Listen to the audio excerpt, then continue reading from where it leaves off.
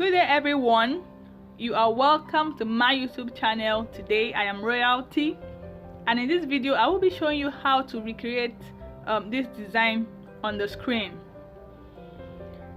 You do not have to make the exact thing that the designer did, but I will be showing you the principles and you can manipulate to your own desired style. Now I have here my basic skirt block, and from the hem I have measured down 2 inches all the way around. It will be my skirt band. Now my pattern is looking very small because it is a quarter scale pattern. I actually made use of my quarter scale ruler to construct this. Now after marking 2 inches for my band width, which is optional, I have marked an interval of about 2 inches. You just have to work with whatever you desire. From here I have equal interval here, and also at the side I have equal interval. Now it took me a while to get this interval because I just wanted something that would work best for me. So the next thing I would do is to connect this here to here. Now looking at the design, it seems like the style line slopes a little bit downwards. You can draw as many slash lines as you so desire, but in this tutorial I'll just be doing a few, and you can always change as much as you like. So this is what we have so far, and you can do another one. It's fine. So I have segment 1, which is my band. I have segment 2, I have segment 3, I have segment 4, I have segment 5, I have segment 6 and segment 7.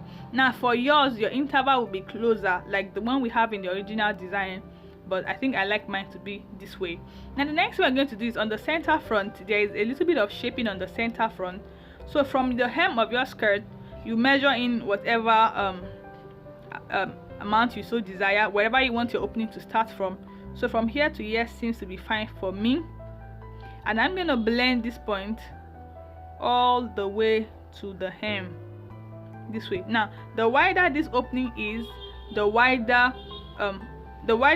the opening is, the wider it will be on your main skirt. Now you can decide to use your hand to draw like I did, or you can decide to make use of your curve. Anyone that works for you is fine. So you can use your curve. I'm using the inner curve of my quarter scale ruler to draw. So I think I have something like this, which is fine for me. At the same time, you can decide to have a pointed shape. It's fine. Now the next thing I will do right now is to cut out this part because it's useless. So making use of my paper scissors, I'll just trim a little.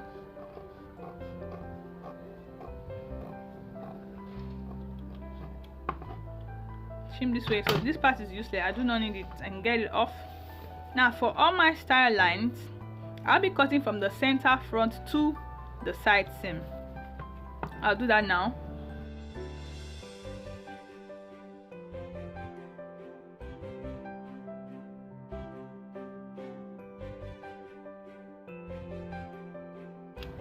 Now for this design, you can see that my dart touches my style line. Now in a situation whereby your dart does not touch your style line, you can decide to extend your dart to touch your style line.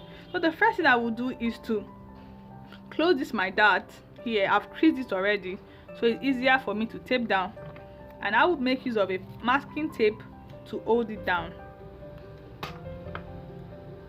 Tape down, and I will tape it down. Now looking at it this way, my pattern is not lying flat, so I will just slash from here to the tip of my dart.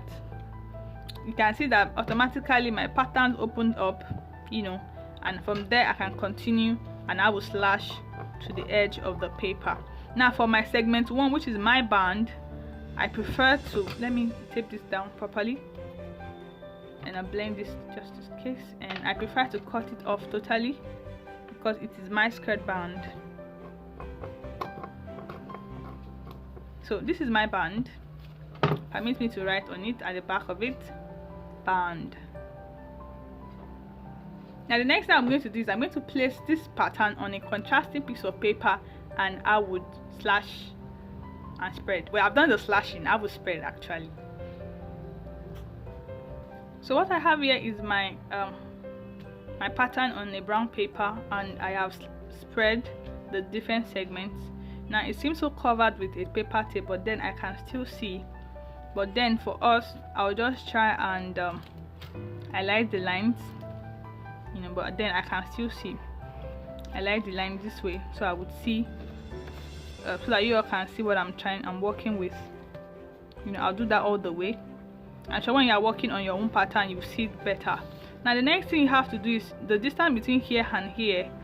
You have to determine how wide you want to open the segments, but then I use equal amount of spacing. What I have from here to here is what I have from the tip to here, and what I have from here to here, what I have from here to here. Now you can decide to make yours uneven depending on the design you are working with. The choice is all yours. Now you can see that I have a straight line here. This straight line, I drew this line. Now I drew a straight line first, so I ensured that the other part of my paper that is not that I didn't slash aligns with this straight line. So when you begin to spread the segments, this one is out of the line, this one did not get to the line, but then I just use this as a guideline. Now the next thing I'm going to do right now, you have to determine in what direction you want to fold your pattern. Are you folding upwards or downwards? Now you do not have to do what the designer did, yours can be different. So if you are folding upwards, that means that you take the lower one, you crease the line, and you will place on this way. Now ensure that this side lays flat. It's only this side we are folding. So if it takes you to do it a couple of times, please do. So I'll do this all the way. Now looking at my pattern, I'm done folding the segments back together. Now I'm working with the first one. You can see I have closed it this way. You can see that the edges are matching up. This edge is matching up to here, although it is closed. This edge is matching up to here, although it is closed. So I'll be making use of my tracing wheel, and I'll be tracing out the edges.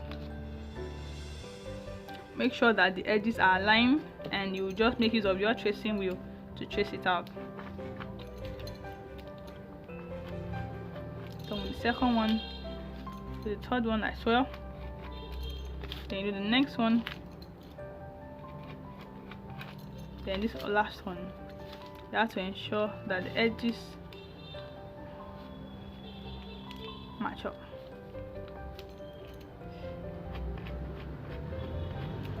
Now when you open it up, you see dotted lines. You can see what I have from here to here. It looks very funny, but then that's just it.